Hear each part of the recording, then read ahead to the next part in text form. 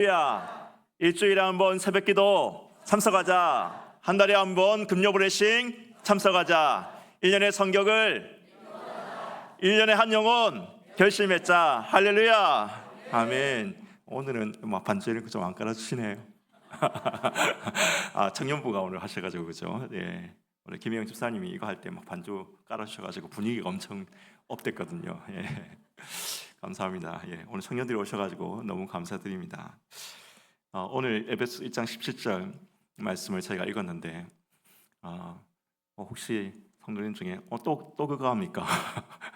또 그거 합니까? 이렇게 생각하실 수도 모르겠습니다. 제가 한 지금 4주입니까? 4번 정도 연속을 해서 이 말씀을 드리는 것 같습니다. 근데 사실 여러분 또 그겁니까? 생각할 수도 있지만은 저는 이 말씀을 그리고 이 기도대로 20대부터 제가 이 말씀대로 기도했고, 이 말씀은 제 일상의 기도 제목이기도 하고, 이 기도 제목이 저를 이끌어온 말씀이기도 합니다. 그리고 하나님께서 정말 이 기도대로 응답하시더라고요. 하나님께서 정말 이 기도대로 응답하세요. 하나님께서 제게 부르심의 하나님이 누구이신지, 그 부르심의 소망이 뭔지, 하나님의 기업의 영광의 풍성이 무엇인지 제게 기도대로 말씀을 하신 것 같습니다. 몇십 년에 걸쳐서. 그래서 제가 이렇게 계속 수시로 이야기하는 말씀들이 아마 이 기도에 대한 응답의 말씀들인 것 같습니다. 그런데 여러분, 이렇게 하나님께서 제게 말씀을 주시면서 저는 이 말씀을 가지고 살아오는데 제 마음에 어느 순간에 큰 고민이 생겼습니다. 그게 뭐냐면, 하나님 주신 소망이 뭔지는 알겠어요. 하나님이 누구신지 알겠어요. 하나님께서 부르신 뜻이 뭔지도 알겠습니다. 그런데 그 부르심의 뜻대로, 그 방향대로 나아갈 수 있는 능력이 나한테 없다는 거였습니다. 능력이 없다. 걸어갈 힘이 없다. 능력이 없다. 여러분, 어떤 병자가 어디로 가야 될지는 아는데 건강이 없어가지고 그 방향으로 갈 힘이 없는 병자처럼 제가 거룩해야 된다는 거 알겠는데 그 거룩이 뭔지도 알겠어요. 우리 하나님 뜻이 뭔지, 하나님 뜻인 거룩이 무엇이고 영광이 무엇이고 성화가 무엇인지도 알겠습니다. 그런데 나한테 그렇게 살아갈 힘과 능력이 없는 것 같다라는 여러분 심각한 딜레마에 빠진 적이 있습니다. 여러분, 베푸신 능력의 지극히 크심을 알게 하소서. 그래서 여러분, 이 4번째 기도가 저한테 너무나 중요하게 다가온 겁니다. 하나님을 알고, 부르심의 소망을 알고, 그 기업의 영광의 풍성을 알고, 여러분 이것들이 다 전제가 돼야 되겠지만 물론 그렇죠? 방향도 없고 하나님도 모르면서 능력만 충만하면 그것도 매우 문제겠죠. 그런 사람들 결국에는 이상한 길로 빠지는 사람들 많이 보지 않습니까? 하나님을 잘 알지도 못하고 그 부르심의 뜻이 뭔지도, 거룩이 뭔지도, 그 영광이 뭔지도 알지 못하면서 능력 하다가 이상한 방향으로 빠지는 사람들 우리는 많이 봅니다. 그것도 문제겠죠. 물론 그렇게 사는 것도 문제겠지만은 반대로 여러분 거룩과 하나님의 뜻, 하나님의 소망, 하나님의 영광, 그분의 뜻하심이 뭔지는 알지만은 능력이 없는 거, 여러분 그것도 엄청난 문제라는 거예요. 그래서 여러분 우리 기도합니다. 지난주에 말씀을 드렸습니다. 제가 베푸신 능력의 지극히 크심에 어떠하심을 깨달아 알게 하소서 2주 전에 말씀을 드렸습니다. 그때 주신 말씀, 제가 그렇게 기도하면서 받았던 말씀입니다. 그걸 여러분께 말씀드린 겁니다. 무슨 말씀을 지난번에 드렸죠? 믿는 우리에게 베푸신 능력의 지극히 크심이라는 것이죠. 믿는 능력이 우리에게 베푸신 능력. 그리스도가 땅과 하늘의 모든 권세를 가지시고 마음을 복종케 하시고 교회의 머리 되신 분이라는 것, 이건 객관적인 사실입니다. 우리가 믿든 안 믿든 이건 객관적인 사실입니다. 그런데 그 예수 그리스도의 권세가, 그 그리스도의 능력이 우리의 삶 가운데서 효력을 발생시키고 역사를 발생시키는 것은 바로 믿음이라는 것이죠. 믿는 우리에게 베푸신 능력이라는 것입니다. 여러분, 그 믿음이란 게 뭐라고 했습니까? 슈퍼맨, 초능력자가 되기 위해서, 또는 내가 원하는 것을 얻기 위해서 나는 믿습니다. 나는 믿습니다, 믿습니다, 믿습니다 이렇게 되뇌이는 것이 믿음이 아니라는 것이죠. 이 말씀이 이야기하는 믿음이 아니라는 겁니다. 자기 확신이 믿음이 아니라는 겁니다. 오늘 마가복음 말씀에 이 산들어 들려 바다에 던지으라 하고, 그 말하는 것이 이룰 줄 믿고 마음에 의심치 아니하면 그대로 되리라. 산이 던져서 바다에 던져진다. 여러분, 이것은 불가능한 일입니다. 실제로 유대의 관용구예요. 이게 유대인들의 관용구. 산이 들려서 바다에 던진다는 것은 불가능한 일을 나타낼 때 이 말씀을, 이런 표현을 하는 겁니다. 불가능한 일. 이걸 여러분 우리가 어떻게 의심치 않고 믿을 수가 있습니까? 경험도 없고 논리도 아니고 과학도 아니고 합리도 아닌데 어떻게 우리가 이것을 의심치 않고 믿을 수 있단 말입니까? 의심치 않고. 여러분, 그러나 우리가 경험한 적도 없고 직접 본 적도 없고 과학적으로 증명할 수는 없어도 이미 우리는 경험한 믿음이라는 것이 있습니다. 이미 받은 믿음이라는 것이 있습니다. 바로 예수 그리스도께서 우리 죄를 위해서 십자가에서 죽으시고 부활하셨다. 내 죄를 위해서. 이것은 여러분, 우리가 모든 그리스도인이라면, 여기 이 자리에 계신 모든 그리스도인이라면 우리는 이 사실을 믿습니다. 여러분, 이 믿음이 어디서부터 나왔습니까? 내가 잘나서 믿게 된 겁니까? 내가 연구해보고 조사해보고 합리적으로 결론 내려서 얻은 믿음입니까? 그렇지 않죠. 하나님이 주신 믿음입니다. 하나님이 우리에게 주신 믿음입니다. 우리는 의심치 않고 그래서 믿습니다. 왜요? 하나님이 주신 믿음이기 때문에. 여러분, 산이 들려서 바다에 던져지게 된다는 것도 마찬가지라는 겁니다. 우리가 여러분 아무리 산이 던져질 줄 믿습니다, 믿습니다, 믿습니다 백날 외쳐도 우리 스스로의 힘으로는 흔들리지 않은 믿음을 가질 수가 없습니다. 오직 하나님이 주실 때 이 믿음을 가질 수가 있습니다. 그리고 하나님이 주시는 믿음을 가지면 불가능한 일이 가능하게, 산이 들려서 바다에 던져지는 불가능한 일이 가능하게 된다는 것입니다. 그러면 여러분, 이 믿음은 하나님이 주시는 거니까 가만히 앉아서 우리가 믿음 주실 때까지 기다리자. 여러분, 그게 아니라고 그랬죠. 그게 아니라고 했습니다. 믿음 주실 때까지 구하고 찾고 두드려야 된다. 인간 편에서 나아가는 믿음이 있어야 된다. 여러분, 그렇게 우리가 믿고 찾고 두드릴 때 하나님께서 하늘의 문을 여시고 하나님이 주시는 믿음을 우리에게 주신다. 그 믿음은 불가능을 가능하게 만든다. 이걸 지난번에 제가 말씀을 드렸습니다. 저는 여러분 이 말씀을 체험한 적이 있습니다. 근데 솔직히 이번 주간에 이걸 여러분한테 말할까 말까 엄청 고민했습니다. 솔직히 고민이 되더라고요. 왜 그렇게 고민을 했느냐, 사실 이 이야기를 하는 것에 제가 좀 부끄럽고 쪽팔린 고백을 해야 되기 때문인 것입니다.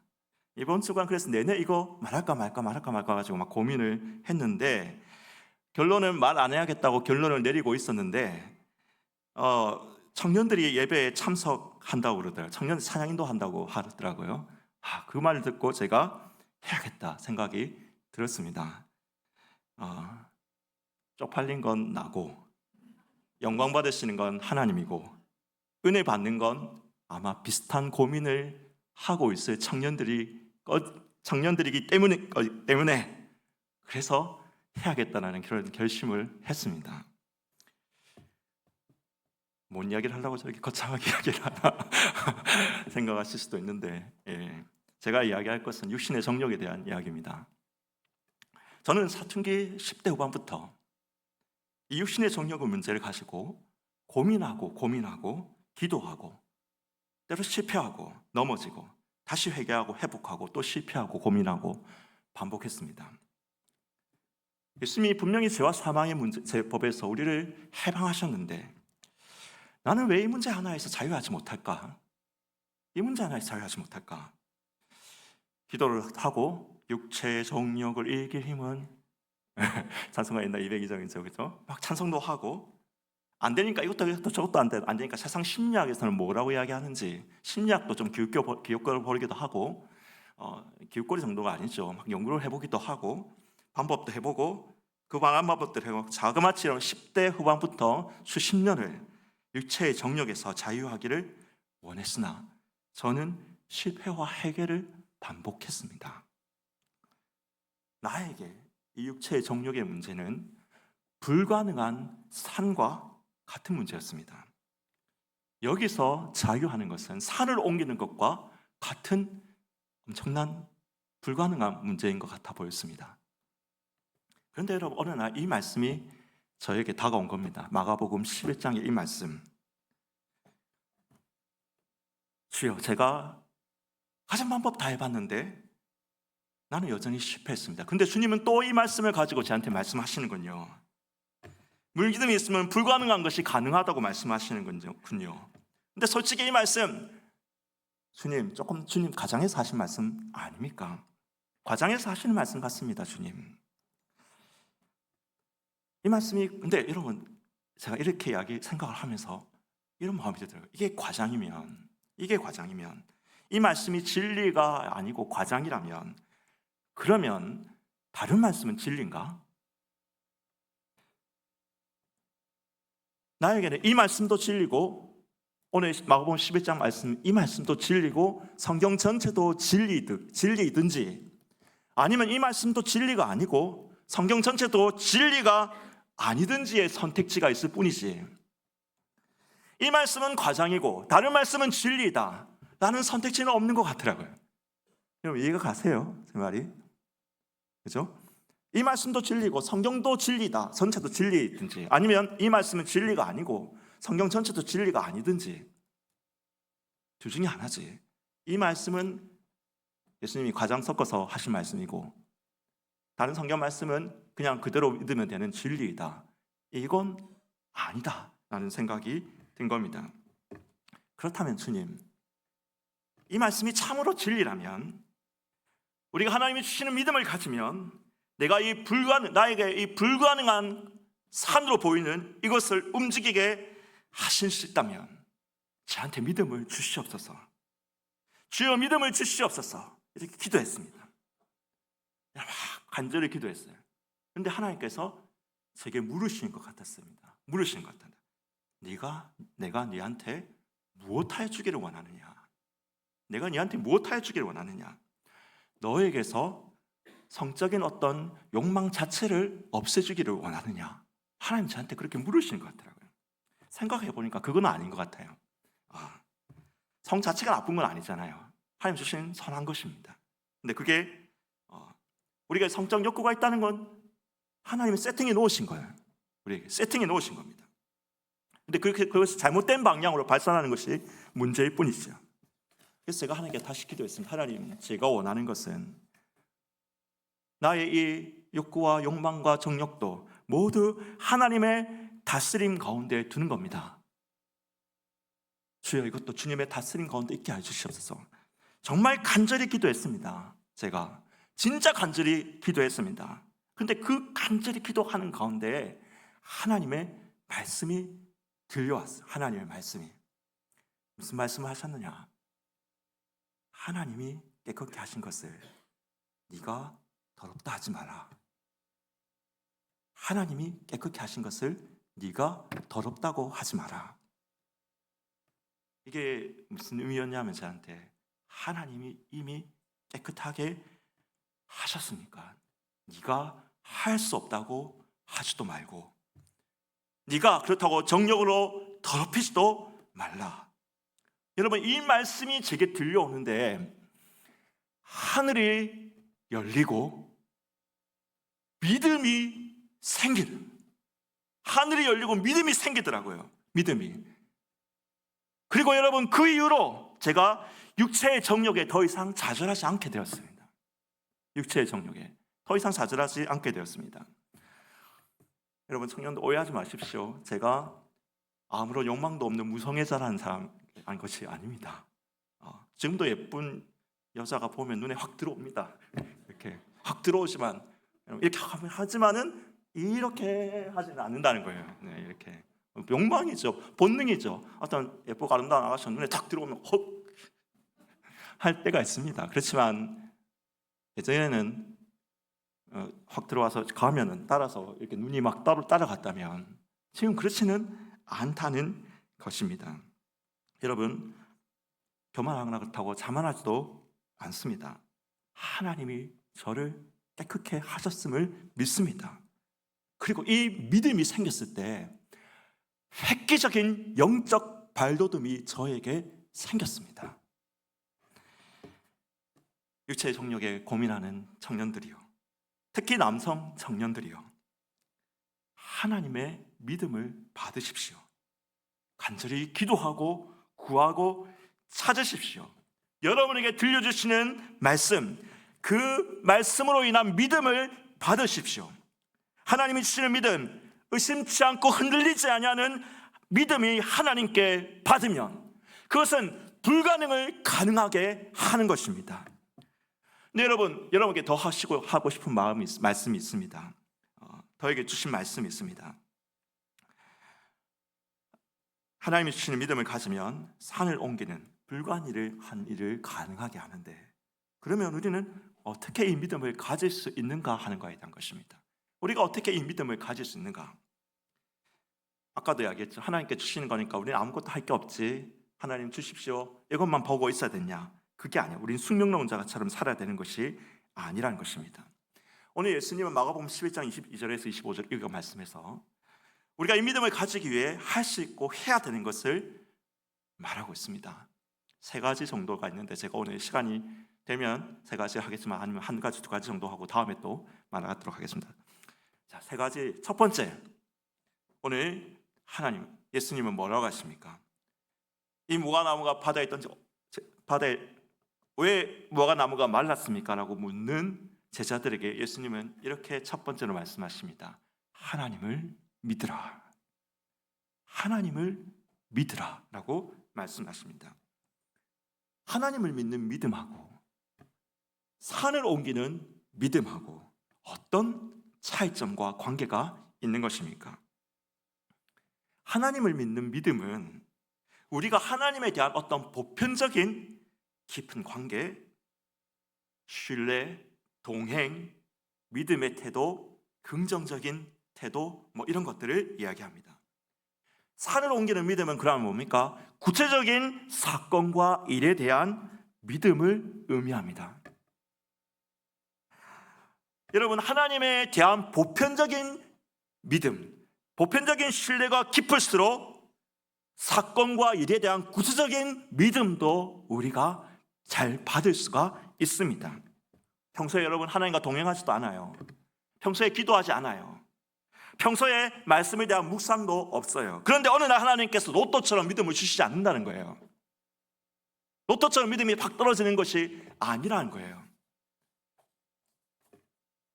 우리 노시현 집사님이 이 앞에 앉아 계시는데, 제가 지난번 설교에서 예수님의 이름으로 우리가 기도하면 예수 그리스도의 권세가 있으니까 암 환자, 불치병 환자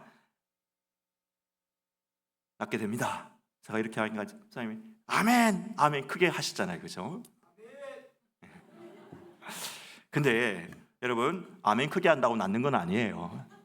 아멘 크게 한다고 낫는 거는 아닙니다. 근데 아멘 크게 하는 사람에게 하나님께서 불가능한 사건을 뛰어넘을 수 있는 믿음을 주신다는 거예요. 여러분, 이 차이를 아시겠어요? 이 차이를. 내가 여러분 어떤 병자가 있어요. 병자가 있는데 아멘 아멘 나 어찌 믿습니다. 아멘 아멘 아멘 아멘 아멘 한다고 해가지고 이 사람이 낫는 건 아니라니까요. 낫는 건 아니에요. 그런데 하나님의 말씀이 선포될 때 그게 되겠습니까, 목사님? 그게 되겠습니까? 현실 모르는 소리 하시네요. 이런 사람에게는 절대라고는 말하지 않겠습니다. 하나님이 강권적으로 역사하시는 경우가 있으니까. 그렇지만 대부분의 경우에는 하나님께서 그런 사람에게 네 믿음을 주시지 않습니다.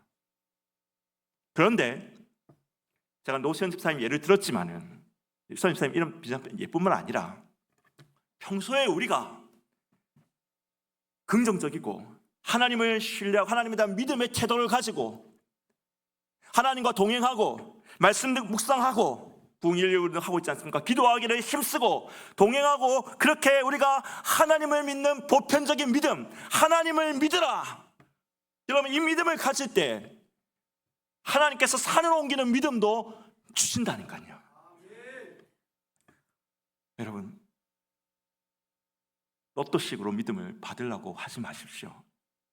평소에 하나님과 동행하고 기도하고 여러분 말씀을 묵상하십시오.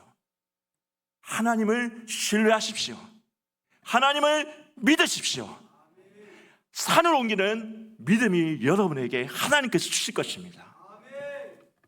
두 번째입니다. 두 번째, 오늘 예수님께서 이런 말씀을 하시죠. 무엇이든지 기도하고 구하는 것은 받은 줄로 믿으라. 24절 말씀, 그리하면 너에게 그대로 되리라. 기도하고 구하는 것은 받은 줄로 믿으라. 그리하면 너에게 그대로 되리라. 여러분, 이 말씀이 뜻하지 않는 바부터 제가 다시 한번 말씀드려야겠습니다. 이 말씀이 뜻하지 않는 바, 이 말씀은 결과에 대한 자기 확신을 이야기하는 말씀이 아닙니다. 이게 무슨 말입니까? 결과에 대한 자기 확신. 내가 주님 이 병 낫게 해주십시오. 기도했으니까 받은 줄로 믿겠습니다. 이제 기도 끝났습니다. 나았습니다. 이 말씀이 아니란 거예요. 왜 제가 그렇게 확신 있게 이야기할 수 있냐면 바울도 그렇고 예수님도 그렇고 결코 그렇게 기도하지 않으셨습니다. 바울이 여러분 자기 육신의 가시가 떠나가도록 3번 기도했다고 했잖아요. 기도했어요. 자, 3번 기도하면 여러분 이 말씀을 잘못 오해하면 우리가 이렇게 되겠죠. 내가 기도했으니까 하나님 나은 줄로 믿습니다. 내 육신의 가시가 떠나간 줄로 믿습니다. 믿습니다. 받은 줄로 믿으니까 믿으라 했으니까 믿습니다. 바울이 그렇게 기도했나요? 아니죠. 바울은 그렇게 기도하지 않았습니다. 하나님께서 네 은혜가 내게 족하다 이랬으니까 이 기도를 거둬버렸습니다. 예수님 보십시오. 이 말씀을 하신 예수님 그분 자신도 아버지여 원하시오면 이 잔을 내게서 거두시옵소서. 잔을 거두실 줄로 믿습니다. 여기서 아멘하면 안 돼요. 예, 잔을 거두실 줄로 믿습니다. 잔이 거두어진 줄로 믿습니다. 믿습니다. 아멘. 예수님께서 이렇게 하셨습니까? 안 하셨죠. 이렇게 안 하셨습니다. 이 말씀은 결과에 대한 자기 확신의 말씀이 아닙니다. 여러분, 주시는 분이, 주시는 하나님이 주겠다는 응답도 없고 약속도 없는데 그럼 주신 줄로 믿습니다 하고 꼬장부리라는 말씀도 아니라는 겁니다. 하나님 주시겠다고 약속도 없었는데 하나님 주신 줄로 믿습니다. 믿고 갑니다. 줄 사람은 지금 아직 안 주셨어요. 안 주셨는데 하나님 주신 줄로 믿습니다. 나 받은 줄로 믿습니다. 이제 믿고 갑니다. 아멘. 이렇게 꼬장부리라는 말씀이 아니라는 겁니다. 어떤 병자가 지금 이 시간 하나님께서 데려가는 것이 뜻이에요. 그런데 우리가 기도하면서 이 병 낫게 하실 줄로 믿습니다. 이미 나온 줄 믿습니다. 아멘. 이렇게 하는 게 믿음이 아니라는 겁니다. 그럼 믿음이란 건 뭡니까? 믿음이란 게 뭡니까 그러면? 하나님이 하신 것을 본 눈이요, 하나님이 하실 것을 들은 귀입니다. 그럼 이 말씀이 하시는 의미는 뭡니까? 이 말씀이 말하고 있는 의미는 뭡니까? 내가 기도하고 구하는 그것에 하나님께서 믿음을 주신다는 겁니다. 여러분, 이런 이야기가 있죠. 상품백화점이 무너졌을 때 각 교파에 따라서 기도가 달랐다고 합니다. 장로교는 이렇게 기도했다고 합니다. 상품백화점 무너져 수백 명이 죽었을 때 하나님, 이 사건을 통해서 하나님이 뜻하신 바는 무엇입니까? 이렇게 기도했답니다. 감리교는 이렇게 기도했답니다. 하나님, 우리 사회에 어떤 구조적인 악이 있기 때문에 이런 일이 생겼습니까? 라고 이렇게 기도했다고 합니다. 근데 여러분, 순복음은 어떻게 기도했을까요? 순복음은 나사로야 일어나라 이렇게 기도했다고 합니다. 여러분, 순복음 교회가 교회 성도들이 장로교 신자들보다 더 평소 하나님과 동행하고 말씀을 더 묵상하기 때문에 그들에게 치유가 많이 일어나고 축복의 역사가 많이 일어나는 것이 아니에요. 모험교회 오순절 파송도들이 그들은 여러분 치유의 역사, 축복의 역사 이런 게 많이 일어나잖아요. 여러분 그들이 그렇게 되는 것이 장로교 신자들보다 더 신실하기 때문에 그런 것이 아닙니다. 답은 단순합니다. 기도하고 구하기 때문이에요. 기도하고 구하. 기도하고 구하는 그 제목에 믿음이 생기는 것입니다. 그래서 여러분 하나님에 대한 보편적 신뢰, 믿는 믿음이 충만한 사람, 평소 말씀 묵상하고 기도하고 주님과 동행하는 것, 이건 아무리 강조해도 지나치지 않죠. 그러나 여러분 이것으로 충분하지 않습니다. 구체적인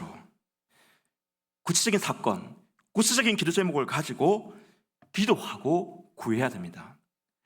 저는 여러분 또 제 경험을 이야기했으면 죄송합니다만 저는 항상 그런 것 같아요. 성령 충만하게 해주십시오. 이런 기도 많이 한 것 같아요.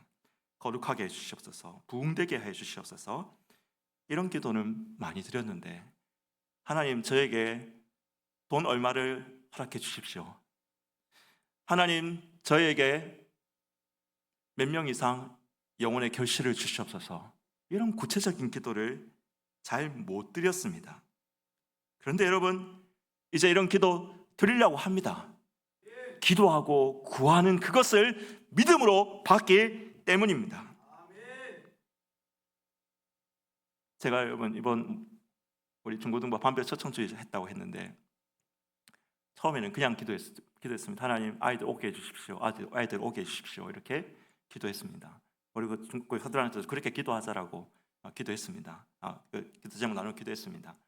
근데 한 이틀 그렇게 기도하니까 이건 내가 하나님이 이것으로 끝나는 건 아니라는 마음이 들더라고요. 그래서 기도 제목 좀 바꿨어요. 하나님 이번에 반별 초청잔치 통해서 20명 이상 영혼들 오게 해주십시오. 새 친구도 오게 해주십시오. 그 중에 7명이 예수 믿고 남아서 예수님 영접하고 남아서 신앙의 열매 계속 맺게 해주십시오. 여러분 저희가 그렇게 기도를 바꾸자고 했습니다.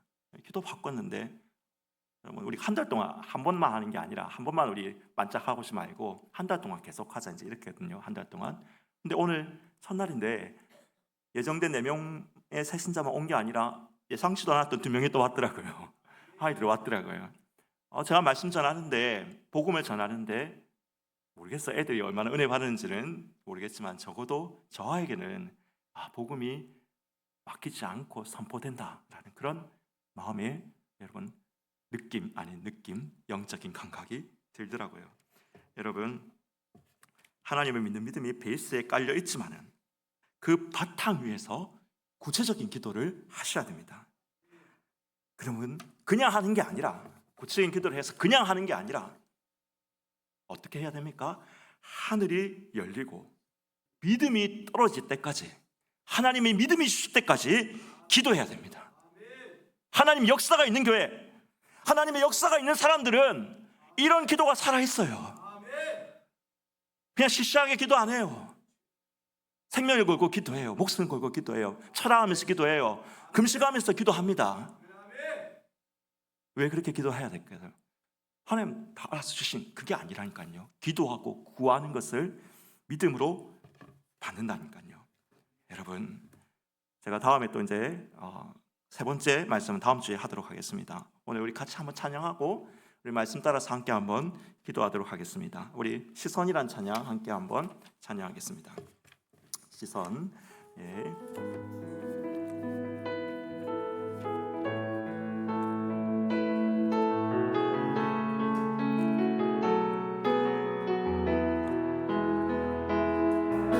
내게로부터 눈을 들어 주를 보기 시작할 때